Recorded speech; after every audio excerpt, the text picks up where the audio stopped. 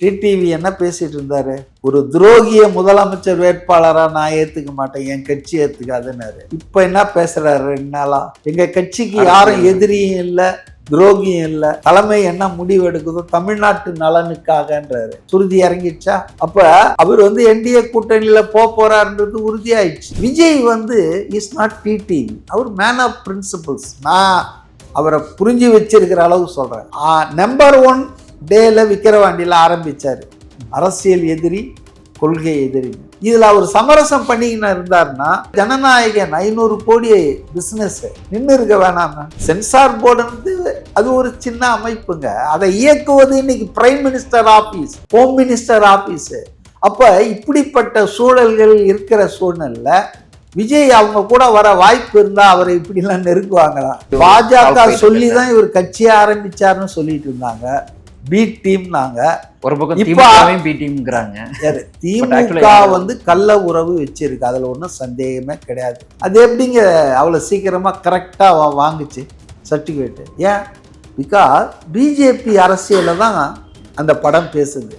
காங்கிரஸ் அரசியல், காங்கிரஸ் எதிர்ப்பு அரசியல், புரியுதுங்களா? அந்த இடத்துல ஒன்னா சேர்றாங்க. ஸோ அந்த படத்துக்கு சர்டிபிகேட்டையும் கொடுத்துட்டாங்க, அதுவும் வெளியே வந்துடுச்சு. அந்த படக்குழுவை கூப்பிட்டு பொங்கல் கொண்டாடுறாரு மோடியும் முருகன். காங்கிரஸ் இப்போ டக்குன்னு ஒரு முடிவு எடுத்து போயிருக்கலாமே விஜய்ங்கிற ஒரு ஆப்ஷன் இருக்கும்போது, இருந்தாலும் தாமதமே சார். காங்கிரஸ் ஒரு பெரிய ஓல்டு பார்ட்டி இல்லையா, 100 வருஷ கட்சி இல்லையா, அதுக்கு எல்லா விதமான மதிநுட்பமும் நுணுக்கமும் தெரியும். இப்போ சொன்னாங்கன்னு வச்சிங்களேன், நாளைக்கு ஒரு 4 பேரை காங்கிரஸ்லேருந்து வச்சு தமிழ் மாநில காங்கிரஸ் உருவாக்குனார் இல்லையா கருணாநிதி, நரசிம்மராவ் ஜெயலலிதா கிட்ட போகும்போது, அது மாதிரி ஒரு வேலையை இங்கே திமுக செய்யும். அதுக்கு ஆளுங்க இருக்காங்க. அதனால தான் அதை அப்படியே மையப்படுத்தி அதை எப்போ அறிவிப்பாங்களோ தேர்தல் நெருக்கத்தில் அறிவிச்சிருவாங்க. திமுகவுக்கு அந்த சான்ஸை கொடுக்கறது இல்லை. காங்கிரஸ் டிவிக்கெல்லாம் சேர்ந்தா தூள் கிளப்பிடுவாங்க, முடிஞ்சது. எலெக்ஷனே வைக்க தேவையில்ல, ரிசல்ட் முன்னாலேயே சொல்லிடலாம். ஆண்களுக்கும் இலவச பஸ் பயணம், பெண்களுக்கு கொடுத்ததே நான் தப்புன்னு நினைக்கிறேன். 1 லட்சம் ரூபாய் சம்பளம் வாங்குற லேடி உட்காந்துட்டு போகுது, 90,000 80,000 ரூபாய் சம்பளம் வாங்குற அரசு ஊழியர்கள், மத்திய அரசு பணியாளர் பெண்கள்லாம் ஃப்ரீ பஸ்ல போயிட்டு இருக்காங்க. அதே நேரத்தில் ஆண்கள் டிக்கெட்டை வாங்கிட்டு இடமே இல்லை. நான் ஆணாதிக்கத்தில் பேசலை, டிக்கெட் வாங்கணும் நின்றுக்கிட்டே போகிறான். சென்னை இது ஐநாவரத்துலேருந்து பாரிஸுக்கு டிக்கெட்டே வாங்காத பெண்கள் ஆண்கள் இருக்கையும் ஆக்கிரமிச்சுட்டு, ஆண்களுக்கு எவ்வளோ கோபம் வருது தெரியுங்களா? எவ்வளோ பேர் பேசுகிறாங்க தெரியுமா தப்பா? சித்திரை 1 மீடியா நேயர்களுக்கு வணக்கம். நான் உங்கள் வினோத் துரைராஜ். இன்று நம்முடன் அரசியல் விமர்சகர் CK மதிவாணன் சார் இணைந்திருக்கிறார். வணக்கம் சார். வணக்கம். என்டிஏ கூட்டணிக்கு வர்றதுக்கான வாய்ப்புகள் இருக்கா சார்? யாரு? விஜய். அது எப்படி இந்த கேள்வியே தப்பான கேள்வியா இல்ல சார்? ஏன்னா இப்ப திமுக பாஜக கூட எல்லாம் கூட்டணி, அப்படி இருக்கும்போது எலெக்ஷன்ல நிக்கிறதுக்கான Vijay is not TTV. TTV என்ன பேசிட்டு இருந்தாரு? ஒரு துரோகிய முதலமைச்சர் வேட்பாளரா நான் ஏத்துக்க மாட்டேன், என் கட்சி ஏத்துக்காதுன்னாரு. இப்ப என்ன பேசுறாரு? 2 நாளா எங்க கட்சிக்கு யாரும் எதிரியும் இல்ல, துரோகியும் இல்ல, தலைமை என்ன முடிவு எடுக்குதோ தமிழ்நாட்டு நலனுக்காகன்றாரு. சுருதி இறங்கிடுச்சா? அப்ப அவர் என்டிஏ கூட்டணியில போறாருன்றது உறுதியாயிடுச்சு. அவர் பேச்சை வச்சு சொல்றேன் நான். இந்த துரோகி எடப்பாடின்னு, அதே போல எடப்பாடி என்ன சொல்றாரு? இப்ப அவர் ஒரு தனி கட்சி நடத்துறாரு, அவர் என்டிஏல வர்றது எங்களுக்கு அப்ஜெக்ஷன் இல்லை அப்படின்னு சொல்லிட்டாங்க. So way is clear, he may enter soon TTV. அதனால விஜய் இஸ் நாட் டிடிவி, அவர் மேன் ஆஃப் பிரின்சிபிள்ஸ். நான் அவரை புரிஞ்சு வச்சிருக்கிற அளவு சொல்றேன். நம்பர் 1 டேல விக்கிரவாண்டியில் ஆரம்பிச்சாரு.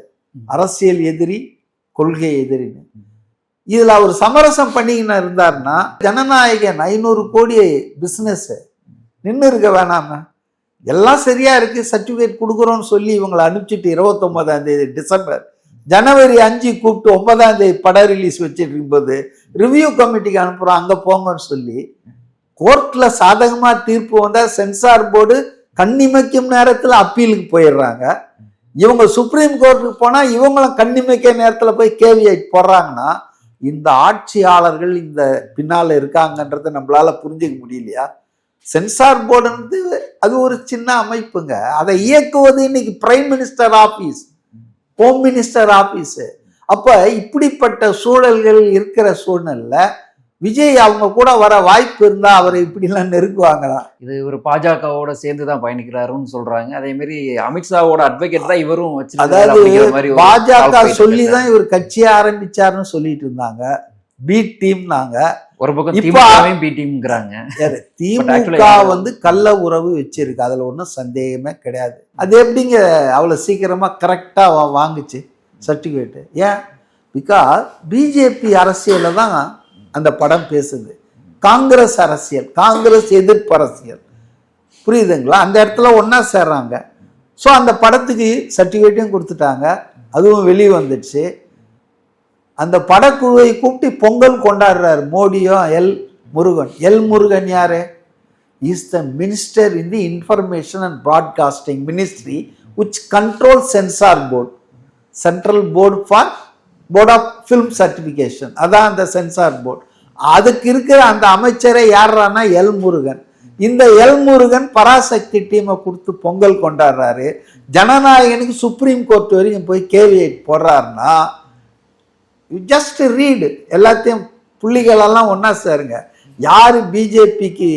ஏன்னா பராசக்தி படம் ஏதோ ஒரு ஃபிலிம் ப்ரொடியூஸ் பண்ணல, டான் பிக்சர்ஸ், திமுக குடும்பம், இந்த ஆகாஷ் பாஸ்கரன் விநியோகம் பண்றது ரெட் ஜெயண்ட், இன்பநிதி, உதயநிதி வகையறாக்கள். இந்த படம் வந்து இன்னைக்கு வந்து பாஜகவால் வந்து ஏற்றுக்கொள்ளப்பட்டிருக்கிறது, போற்றுகிறது, கூப்பிட்டு அவங்களுக்கு வாழ்த்தெல்லாம் பண்ணுதுன்னா, அதுவும் சென்சார் போர்டுக்கு சம்பந்தமான அமைச்சரே டெல்லியில் இவங்களை கூப்பிட்டு மரியாதை பண்றாருன்னா இதுக்கு அர்த்தம் என்னங்க? திரும்பவும் பிஜேபி பி டீம் விஜய்ன்னு சொன்னீங்கன்னா உங்களை என்னன்னு சொல்றது? கண்டிப்பா பராசக்தி படமே பார்க்கும்போது என்னன்னா, பாஜக இந்தி திணிக்குதுன்னு இவங்க இப்போ போராடிட்டு இருக்கிறாங்க திமுக. ஆனா அதை விட ரொம்ப மோசமா காங்கிரஸ் திணிச்சுது அப்படிங்கிறது தான் அந்த படமே சொல்லுது. இதை பார்த்து காங்கிரஸ் வந்து இப்போ டக்குன்னு ஒரு முடிவு எடுத்து போயிருக்கலாமே விஜய்ங்கிற ஒரு ஆப்ஷன் இருக்கும்போது. இருந்தாலும் தாமதம் ஏன் சார்? தாமதம் நான் நினைக்கல, அது ஒரு ஸ்ட்ராட்டஜி. காங்கிரஸ் ஒரு பெரிய ஓல்டு பார்ட்டி இல்லையா, 100 வருஷ கட்சி இல்லையா, அதுக்கு எல்லா விதமான மதிநுட்பமும் நுணுக்கமும் தெரியும். இப்போ சொன்னாங்கன்னு வச்சிங்களேன், நாளைக்கு ஒரு 4 பேரை காங்கிரஸ்லேருந்து வச்சு தமிழ் மாநில காங்கிரஸ் உருவாக்குனார் இல்லையா கருணாநிதி, நரசிம்மராவ் ஜெயலலிதா கிட்ட போகும்போது, அது மாதிரி ஒரு வேலையை இங்கே திமுக செய்யும். அதுக்கு ஆளுங்க இருக்காங்க. அதனால தான் அதை அப்படியே மையப்படுத்தி அதை எப்போ அறிவிப்பாங்களோ தேர்தல் நெருக்கத்தில் அறிவிச்சிருவாங்க. திமுகவுக்கு அந்த சான்ஸை கொடுக்கறது இல்லை. காங்கிரஸை பிளந்து ஒரு குரூப்பை வச்சுக்கிட்டு எங்ககிட்ட காங்கிரஸ் இருக்குதுன்னு காங்கிரஸ் கொடியை கட்டிக்கிட்டு பிரச்சாரம் பண்ற வேலையை செய்யும் திமுக. அது காங்கிரஸுக்கு தெரியும். அதனால கேப்பே கொடுக்காம அடிப்பாங்க. So Congress is bidding time to good bye DMK. இந்த படம் மட்டும் இல்லை, பல்வேறு விஷயங்கள் இருக்கிறது. அதனால அவங்க தெளிவாக இருக்காங்க. அவங்களுடைய நெரேட்டிவ்ல நீங்க அப்ப என்ன சொல்லுங்க, காங்கிரஸ் டிவிக்கெல்லாம் சேர்ந்தா தூள் கலப்பிடுவாங்க, முடிஞ்சது. எலெக்ஷனே வைக்க தேவையில்லை, ரிசல்ட் முன்னாலேயே சொல்லிடலாம். காங்கிரஸுக்கு அந்த அளவுக்கு மக்கள் ஆதரவு இருக்கா சார் தமிழகத்துல? காங்கிரஸுக்கு தாங்க ஆதரவு இருக்கு. காங்கிரஸ் கையில வச்சுக்கிட்டா 39 தொகுதியும் இவங்க ஜெயிக்க முடியுது. எடப்பாடி படுதோல்வி அடைஞ்சார பார்லிமெண்ட் எலெக்ஷன்ல. பல பேர் எடப்பாடிக்கு திறமை இல்லைன்றாங்க. நான் சொல்றேன், எடப்பாடி 1% சட்டமன்ற தேர்தலை விட பார்லிமெண்ட் தேர்தலில் அதிகப்படுத்தினார். எப்படின்னு சொன்னீங்கன்னா, அவருக்கு வந்து பிரைம் மினிஸ்டர் கேண்டிடேட்டே கிடையாது. அண்ணாமலை வந்து மோடியை பிரைம் மினிஸ்டர்ன்றாரு, ஸ்டாலின் ராகுல் காந்தியை பிரைம் மினிஸ்டர். எடப்பாடி யாரை சொல்லுவார்? ஜெயலலிதாவையா, எம்ஜிஆரையா? இந்த மாதிரியான நெருக்கடியான சூழ்நிலையில உங்களுக்கு பிரைம் மினிஸ்டர் கேண்டிடேட்ல நீங்க ஒரு தொகுதியில ஜெயிக்காம போனது கூட பெரிய ஆச்சரியம் இல்லை. 1% ஓட்டை இன்க்ரீஸ் பண்ணார் அவரு. அதனால காங்கிரஸ் இல்லாம இவங்க பார்லிமெண்ட் எலெக்ஷன்ல ஃபேஸ் பண்ணவே முடியாதுங்க. டிஎம்கே ஏடிஎம்கே காங்கிரஸோ பிஜேபி ஒரு நேஷனல் லெவல் எலெக்ஷன்ல நேஷனல் பார்ட்டி இல்லாம இந்த 39ல குண்டிச்சட்டில் குதிரை ஓட்ட வேண்டியதுதான். அதனால வந்துங்க, இது காங்கிரஸுக்கு வந்து எவ்வளவு ஓட் ஷேர் இருக்குது என்பதல்ல, காங்கிரஸ் உடைய எங்க இருக்குதோ அதுக்கு அதனால பெருத்த ஆதாயம் கிடைக்கும். மைனாரிட்டிஸ், பாஜக எதிர்ப்பு மட்டும் இல்ல, மதச்சார்பற்ற ஓட்டு, செக்குலர் ஓட்ஸ் இருக்கு இல்லையா, அதெல்லாம் காங்கிரஸோட தான் போவோம். ஏன்னா இவங்கள பத்தி தான் தெரியுமா, வாஜ்பாய் கிட்ட இருந்தவங்க, மோடி கிட்ட ரகசிய உறவு வச்சுட்டு இருக்கிறவங்க. இவங்க ஆத்துல ஒரு கால் சேத்துல ஒரு கால் தான் வச்சுட்டு இருக்காங்க. DMK is not a party to post about. நாங்கள் வந்து ஆன்டி பிஜேபின்னு சொல்ற தகுதியே அது கிடையாதுங்க. இது என்னுடைய ஹானஸ்ட் ஒப்பீனியன். கடைசி கொஸ்டின் சார், இப்போ எடப்பாடி பழனிசாமி அவர்கள் பற்றி சொல்லியிருந்தோம். இப்போ அவரோட திட்டங்கள் எல்லாமே இப்போ தேர்தல் வாக்குறுதிகள்லாம் கொடுத்துருக்கிறாரு.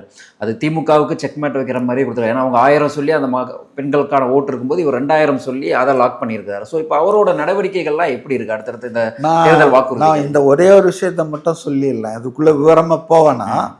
அதாவதுங்க, திமுக வந்து பிளான் பண்ணிட்டு இருந்தது. இது ஒரு பிரில்லியன்ட் ஸ்டெப்புன்னு ஒன்றா கூட நான் சொல்லுவேன், எடப்பாடியுடைய பிரில்லியன்ட் ஸ்டெப்பு. திமுக வந்து சமீபத்தில் புதுசாக ஒரு 75,000 பேரை சேர்த்தாங்க. அதான் 75 லட்சம். எதுக்குன்னா தகுதி இல்லை அப்படின்னு அவங்கள நீக்கிட்டாங்க. 4.5 வருஷம் கழிச்சு இப்போ 2-3 மாசத்துல இருக்கும்போது சேர்த்தாங்க தெரியுங்களா, அந்த தளர்த்தி சேர்த்தாங்க. அந்த விழாவில் அப்படி ஒரு இண்டிகேட் பண்ணாரு, கூடுதலாக சேர்த்திருக்கோம், அது மட்டும் இல்லாமல் தொகையை உயர்த்தும் எண்ணமும் இருக்கிறது.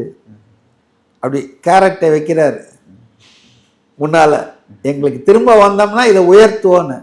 ஆனால் அதை அழகாக புரிந்துக்கிட்டு எடப்பாடி 1000 நாங்கள் 2000 தருவோன்ட்டாரு. இப்போ என்ன செய்வீங்க நீங்கள்? 3000 சொல்லணும்.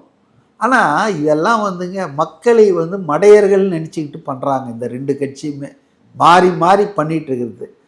இன்னொரு விஷயம் சொல்கிறேன், இன்னைக்கு தமிழ்நாடு தான் வந்து 9.5 லட்சம் கோடி கடனில் வச்சிருக்கு. கடன் வாங்கிய மாநிலங்கள்னு பார்த்தீங்கன்னா தமிழ்நாடு தான் முதல் லிஸ்டில் இருக்குது இந்தியாவிலேயே. இது மாதிரி இருக்கும்போது நீங்கள் 1000 கொடுக்குறதும் 2000 கொடுக்குறதும் எல்லாம் நம்ம தலையில் தான் வந்து விடிய போகுது. புரியுதுங்களா? அது வந்து சொத்து வரியில் வரும், எலக்ட்ரிசிட்டியில் வரும், டாஸ்மாக் விற்பனை அமோக விளைச்சலில் வரும். எல்லாமே மக்கள்கிட்ட இருந்து பிடுங்கிறது தான். ஏன்னா அவங்கவுங்க அறிவாலயத்திலிருந்தோம் அல்லது எம்ஜிஆர் மாளிகையிலேருந்து எடுத்துன்னு வந்து கொடுக்குற போகிறாங்களா? So this is a fully step தாங்க. அரசாங்க பணத்தை எடுத்து, மக்கள் வரி பணத்தை எடுத்து இவங்க ஓட்டு வாங்கிறதுக்காக செலவு பண்ணுறாங்க. இந்த மக்களுக்கு உதவி பண்ணுறத நம்ம எதிர்க்கலைங்க, ஆனால் அவங்கள வந்து தன்னிறைவு பெற்றவர்களாக ஆக்குங்க. அவங்க ஏன் பண்ணி அதில் அவங்க வாங்குற மாதிரி பண்ணணும். நீங்கள் அவங்கள கையேந்த வச்சிட்டு இருக்காதீங்க. எம்ஜிஆர் வந்து சத்துணவு போட்டார் காமராஜருக்கு அப்புறம், மதிய உணவு அப்படின்னு காமராஜர் காலத்துலேருந்து சத்துணவும் கொண்டு வந்தார்.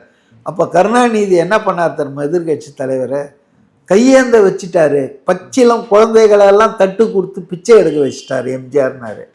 ஆனால் காலத்தின் கோலம் என்ன தெரியுமா, இவர் ஆட்சிக்கு வந்து முட்டை சத்துணவெல்லாம் சேர்த்தார் சத்துணவில். ஸோ சில விஷயங்கள் மக்களுக்கு செய்வது அடிப்படையானது, தேவையானது. வரிப்பணத்தில் செய்கிறீங்க, அதில் வந்து அரசியல் ஆதாயம் கூட எடுத்துங்க. ஆனால் இன்னைக்கு ஸ்டேட் எக்கனாமி இருக்கிற சூழ்நிலையில், அதுவும் இன்னொன்று சொல்லியிருக்காரு பாருங்க, ஆண்களுக்கும் இலவச பஸ் பயணம், பெண்களுக்கு கொடுத்ததே நான் தப்புன்னு நினைக்கிறேன். அதாவது அதுக்கு ஏதாவது தகுதியுள்ள பெண்களுக்கு உரிமை தொகைன்னு சொன்னீங்கல்ல, இப்போ பஸ் பயணத்தில் தகுதியுள்ள பெண்களுக்குன்னு சொல்லியிருக்கணும். என்ன தகுதி? 1 லட்சம் ரூபாய் சம்பளம் வாங்குற லேடி உக்காந்துட்டு போகுது, 90,000 80,000 ரூபாய் சம்பளம் வாங்குற அரசு ஊழியர்கள், மத்திய அரசு பணியாளர் பெண்கள்லாம் ஃப்ரீ பஸ்ஸில் போயிட்டு இருக்காங்க. அதே நேரத்தில் ஆண்கள் டிக்கெட்டை வாங்கிட்டு, இடமே இல்லை, நான் ஆணாதிக்கத்தில் பேசலை, டிக்கெட் வாங்கணும் நின்றுக்கிட்டே போகிறான். சென்னை இது ஐநாவரத்துலேருந்து பாரிஸுக்கு டிக்கெட்டே வாங்காத பெண்கள் ஆண்கள் இருக்கையும் ஆக்கிரமிச்சுட்டு, ஆண்களுக்கு எவ்வளோ கோபம் வருது தெரியுங்களா? எவ்வளோ பேர் பேசுகிறாங்க தெரியுமா தப்பா? ஸோ எதை செஞ்சாலும் அதுக்கு ஒரு தகுதி நிர்ணயிக்கணும். இப்போ எல்லாருக்கும் ரிசர்வேஷன் ஏன் கொடுக்கல? சோஷியலி பேக்வேர்ட், எக்கனாமிக்கலி பேக்வேர்ட்னு ஏதோ ஒன்றை கொண்டு வரீங்கல்ல. அப்போ எல்லா பெண்களும் அப்படின்னா இவரும் எல்லா ஆண்களும்ன்றாரு. அடுத்தது வேற ஒருத்தர் வந்து 3ஆம் பாலினம்னுவார் போலது, எல்லாம் 3ஆம் பாலினம். என்ன கிண்டல் நடத்துகிறாங்க. பல்லவன் டிரான்ஸ்போர்ட் கார்பரேஷன் மட்டும் இல்லை, இப்போ அது பேர் மாற்றிருப்பாங்க, தமிழ்நாடு அரசு போக்குவரத்து கழகம்னு. தமிழ்நாட்டில் இருக்கிற அத்தனை அரசு போக்குவரத்து கழகங்களும் லாஸில் போயிட்டு இருக்குங்க. அவங்களுடைய ஓய்வு பெற்ற ஊழியருடைய பென்ஷன் பணத்தை அரசாங்கங்கள் எடுத்து விழுங்கிட்டதால 10 வருஷங்களால ரிட்டையர் ஆனவனு கூட பென்ஷன் கிடைக்காம அவஸ்தைப்பட்டு இருக்கான். இப்போ இப்படிப்பட்ட இக்கட்டான நிலையில, பொருளாதார நெருக்கடியில டிரான்ஸ்போர்ட் கார்பரேஷன்ஸ் இருக்கும்போது அடுத்தடுத்து வர்றவங்கெல்லாம் இப்படி அறிவிப்பு அரசியலுக்காக செய்கிறீங்க. உங்களுக்கு சமூக நலன் மக்கள் நலன்னா ஏன் வந்து ஸ்டாலின் வந்து 20 வருஷத்துக்கு முன்னால் ஆட்சியில் திமுக இருந்தப்ப இதெல்லாம் செய்யல? அவங்க அப்பா ஆட்சியில் இருந்தார், திமுக ஆட்சியில் இருந்தில்ல. இப்போ ஏன் வந்து எடப்பாடிக்கு இதை கொடுக்கணும், 2000 கொடுக்கணும்னு? அவர் 4.5 வருஷம் ஆட்சியில் இருந்தார்ல. அவங்க அம்மா அவங்க தலைவர்லாம் 25 வருஷம் இருந்தாங்கல்ல, ஏன் இல்லை? அப்போ இது ஒரு காம்படிட்டிவ் பாலிடிக்ஸாக மாறிடுச்சுங்க. அரசாங்க கஜானாவை எடுத்து செலவு பண்ணு, இது என்ன இது? மக்களும் அதை வந்து ஆதரவு கொடுக்குறாங்கல்ல. மக்கள் வந்துங்க அவங்களுக்கு ஒன்று தெரிஞ்சு போச்சு, எல்லாம் லட்சம் கோடியில் சம்பாதிக்கிறானுங்க, ஊழல் பண்ணுறானுங்க, அதில் கொஞ்சம் நமக்கு வந்தால் என்னன்னு நினைக்கிறாங்க, அவ்வளோதான். மக்களுக்கு வந்து யாரும் பாக்கெட்லேருந்து எடுத்து கொடுக்கலன்னு தெரியும்ல. இப்போ தீபாவளிக்கு எல்லா மந்திரிகளும் அரசாங்கம் கொடுத்த 3000 விட இவங்க 3500 ரூபாய்க்கு எக்ஸ்ட்ரா கொடுத்துருக்காங்க. நேரு எல்லா மந்திரிகளும், செந்தில் பாலாஜி தீபாவளிக்கு அண்டா குண்டாலாம் கொடுத்துருக்கிறாரு. அதனால் இவங்கெல்லாம் எதில் கொடுக்குறாங்கன்னு எல்லாருக்கும் தெரியுது. அதனால் வந்து வாங்கிக்கிறாங்க. இதில் என்ன தப்பு? ஜனங்க மேலே நான் தப்பு சொல்ல மாட்டேன், அவங்க வாழ்க்கை அப்படி தானே இருக்கு, பொருளாதார நிலைமை அப்படி தான் இருக்கு, அப்படி தானே வச்சுக்கிட்டு இருக்கீங்க. அவங்கள தன்னிறைவு பெற்றவர்களாக அவங்க யாருக்கும் கையேந்தாமல் அவங்க சுயமாக உழைப்பு, அவங்களுக்கு ஒரு நல்ல வேலை கிடைக்கணும், ஊதியம் கிடைக்கணும், அந்த மாதிரி அவங்கள டெவலப் பண்ணாதானங்க, அதானங்க வளர்ச்சி, அதான முன்னேற்றம். அதை விட்டுட்டு 2000 கொடுப்பேன் 3000. ஸ்டாலின் என்ன கேட்டார்? 5000 கொடுக்கணும்னாரு பொங்கலுக்கு, எடப்பாடி முதல்வர். ஆனால் இப்போ என்ன கொடுத்துருக்காரு? 3000 கொடுத்துருக்காரு. அதுக்கு அவர் 2 வருஷங்கள் கொடுக்கவே இல்லை. அந்த 5000 மதிப்பு இன்னைக்கு பண விற்கத்தப்படி பார்த்தா 8000. ஏன் நீங்கள் கொடுக்கல ஆட்சிக்கு வந்தா? அதாவது இடம் மாறினால் குணம் மாறிடும். எதிர்கட்சியாக இருந்தால் என்ன ஒன்றா வாயில் வந்ததெல்லாம் பேசுவேன், ஆளுங்கட்சி ஆயிடுச்சுன்னா நிதிநிலை. இப்போ நான் கேட்குறேன், இந்த 13,000 கோடி இந்த யூனிஃபைடு அந்த அஷ்யூர்ட் பென்ஷன் ஸ்கீமுக்கு எங்கே அலாட் பண்ணீங்க? அந்த பணம் எங்கேருந்து வந்தது? எல்லாம் தேர்தல் நேரத்தில். இல்லை இந்த இவங்களுக்கு பகுதி நேர ஊழிய ஆசிரியர்கள் கொடுக்க மாட்டேன்றீங்க, நிதிநிலைன்றீங்க. அப்புறம் வந்து சம வேலைக்கு சம ஊதியம் கேட்டால் கொடுக்க மாட்டேன்றீங்க, கேட்டால் பணம் இல்லைன்றீங்க. இப்போ இதுக்கெல்லாம் எங்க இருந்து பணம் வருது? துப்புரவு பணியாளர்களுக்கே கொடுக்க முடியல. அது வந்து தனியார் மயப்படுத்திட்டு அரசு வந்து அவங்களுக்கு என்ன சேலரி கூடி போனால் ஒரு 15,000 17,000 இருக்க போகுது, அதுவே கொடுக்க முடியாத சூழ்நிலையில் இந்த மாதிரி திட்டங்கள் வந்து அதாங்க. அவங்க வந்துங்க அரசியலில் அவங்களுக்கு ஆதாயம் என்ன கிடைக்குமோ, தேர்தலில் ஜெயிக்கிறதுக்கு எது உண்டோ அதுக்கெல்லாம் எவ்வளோ கடன் வாங்கியா செலவு பண்ணிடுவாங்க. அதாவது ஒரு நல்ல மெத்தட் இல்லைங்க இது. கவர்னன்ஸ் வந்து இட்ஸ் நாட் குட் மெத்தட். இப்போ இது வந்து இவர் மட்டும் செய்கிறார் அவர் மட்டும் செய்கிறாருன்னு சொல்ல, ஒட்டு மொத்தமாக எல்லாருமே பண்ணுறானுங்க. இப்போ மோடி நேற்று வந்து வெஸ்ட் பெங்காலில் போயிட்டு அவர் வந்து வந்தே பாரத் ட்ரெயின் ஸ்லீப்பர் வச்ச ட்ரெயினை இன்ட்ரடியூஸ் பண்ணார். எவ்வளோ பெரிய பாலிட்டிக்ஸ் பாருங்கள். ஏன்னா இந்த 5 சட்டமன்ற தேர்தலில் வெஸ்ட் பெங்காலும் அசாமும் இருக்குது. வெஸ்ட் பெங்காலில் இருக்கிற ஹவுராலேருந்து அஸ்ஸாமில் இருக்கிற கவுஹாத்திக்கு இந்த ட்ரெயினை இன்ட்ரடியூஸ் பண்ணுறாரு. அதில் பாலிட்டிக்ஸ் இல்லையா? ரயிலில் எப்படி பண்ணுறது? பிரைம் மினிஸ்டர் ஆஃபீஸ்லேருந்து தான் எல்லாமே பண்ணுறாங்க. ரயில்வே மினிஸ்டர் சும்மா இப்படி தெய்வமேன்னு உட்காந்துட்டு இருக்காரு, பிரைம் மினிஸ்டர் வந்து கொடியாட்டுறாரு. ஏன்? எல்லாமே வயிற்றுக்கு தானான்ற மாதிரி எல்லாமே எலெக்ஷனுக்காக ஓட்டை பொறுக்குறாங்க அரசியல்வாதிகள். எல்லா கட்சியுமே அப்படிதான் ஓட்டு பொறுக்கிகள் மாறிட்டாங்க. Sorry to say this. எல்லாருமே ஓட்டை பொறுக்கிறதுக்காக தேசம் மாநிலம் எல்லாத்தையும் நாசம் பண்ணிட்டு இருக்காங்க. அதனால இது வந்து இவ எடப்பாடி மட்டும் பண்றாருன்னு இல்லை, மோடியிலேருந்து எல்லாரும் பண்றாங்க இந்த வேலையை, இன்க்ளூடிங் காங்கிரஸ். பல மாநிலங்கள் அவங்க சொல்றாங்களா, செஞ்சிட்டு இருக்காங்களா, அதுவும் வந்து இந்த வகையில் பட்டது தான். அதனால மக்கள் வாழ்க்கை நல்ல மாதிரியா இருக்கணும், நிலையானதாக இருக்கணும், தன்னிறைவு பெற்றதாக இருக்கணும், அவங்க யார் கையும் ஏந்தாத சுயமா தன் காலில் நிற்கிறாம இருக்கணும். அதுக்கான முறையில் மாநிலத்தை நாட்டை முன்னேற்றிட்டா போதுங்க. இந்த பிரச்சனைலாம் தேவையில்லை. இதை கொடுக்குறேன், அதை கொடுக்குறேன், பல்பம் கொடுக்குறேன், பிஸ்கெட் கொடுக்குறேன், ப்ரஷ் கொடுக்குறேன், பேஸ்ட் கொடுக்குறேன்னு ஆரம்பிச்சு. ஏன் எனக்கு என்ன பயமாக இருக்குதுன்னா, அநேகமாக ரொம்ப ஃபியர்ஸ் காம்படிஷன் இந்த தேர்தலில் இருக்கிறதால யாராவது ஒரு கட்சி நாங்கள் ஆட்சிக்கு வந்தால் 3 வேளையும் சாப்பாடு எல்லா ஹோட்டல்லையும் ஃப்ரீயாக போய் சாப்பிட்டுக்கலாம் அப்படின்னு அனௌன்ஸ் பண்ண மாட்டாங்கன்னு நான் நினைக்கல. அந்த நாளும் வரும்னு நினைக்கிறேன். நன்றி சார்.